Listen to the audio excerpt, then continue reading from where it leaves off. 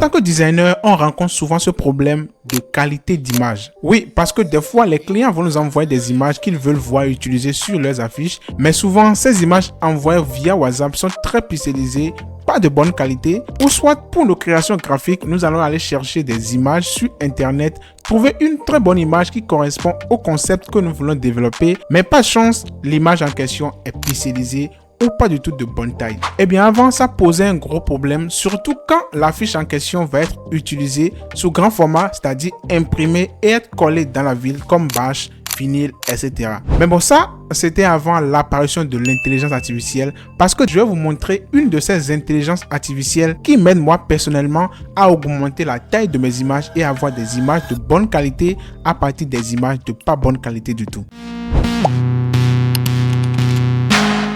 Vous vous demandez peut-être qui je suis pour vous parler de l'intelligence artificielle. Eh bien moi c'est Duvolcan Imaging, je suis graphic designer, monteur vidéo et créateur de contenu. C'est vrai qu'à l'apparition de l'intelligence artificielle, nous étions soit réticents, soit du tout pas convaincus de l'utilisation de l'intelligence artificielle dans nos travaux graphiques quotidiens. Mais aujourd'hui, on peut tous s'accorder à dire, ou du moins moi je peux l'affirmer fièrement, que l'intelligence artificielle est devenue presque indispensable dans toutes les créations graphiques que je fais aujourd'hui. Quel que soit le travail que j'aurai à faire aujourd'hui, il y a toujours l'utilisation de l'intelligence artificielle quelque part dans celle-ci. Mais bon, vous l'aurez compris, je ne vais pas vous parler de toutes ces intelligences artificielles que nous utilisons quotidiennement en tant que designer, mais par contre, je vais vous parler d'une de ces intelligences artificielles qui m'est devenue indispensable dans tous mes travaux. Alors, suivez-moi très bien parce que dans quelques instants, je vais passer sur mon PC et je vais vous montrer quelle est cette intelligence artificielle et comment l'utiliser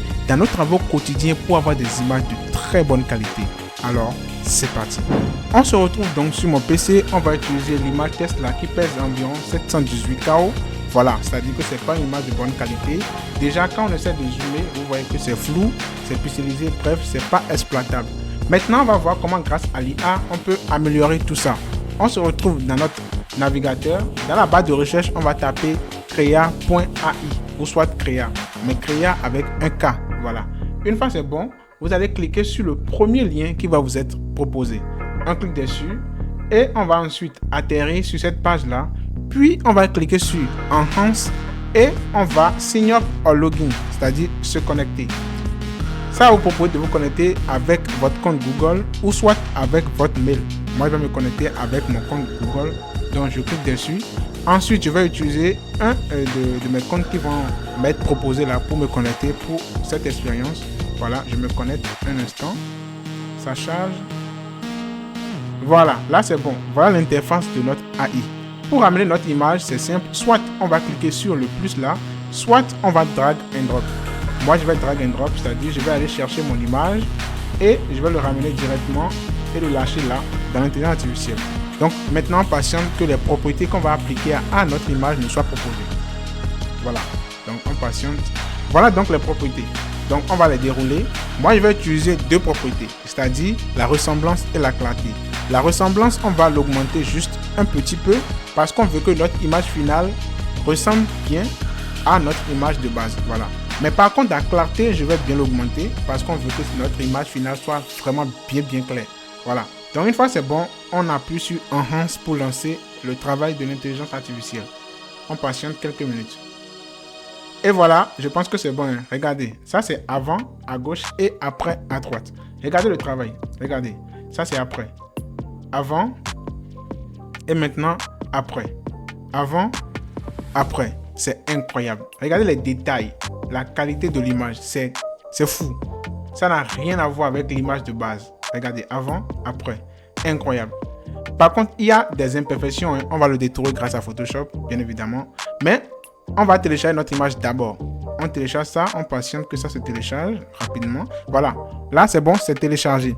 Maintenant, on va aller dans notre dossier pour ouvrir notre image. Mais déjà, l'image de base, regardez. L'image de base. Ça, c'est avant. Maintenant, regardez après. La qualité est incroyable. Ouais. Ça n'a absolument rien à voir. Regardez les détails quand on essaie de zoomer. Ce n'est plus flou, ce n'est plus pixelisé. L'image est incroyable. C'est devenu très bonne en qualité. Regardez la taille. Ça fait presque 3 mots. L'image générée, ça fait presque 3 mots. Alors que l'image de base fait 718 KO. Ça n'a rien à voir. la qualité de l'image a été augmentée, multipliée par je ne sais pas combien, par 2 ou bien par 5. Voilà. Regardez. Une fois que j'ai détruit l'image, j'ai enlevé les imperfections. Regardez ce que ça me donne. Franchement, c'est une très bonne intelligence artificielle que moi j'utilise au quotidien et que j'aimerais partager avec vous aujourd'hui. Voilà, j'espère que ça vous aura été utile. Merci.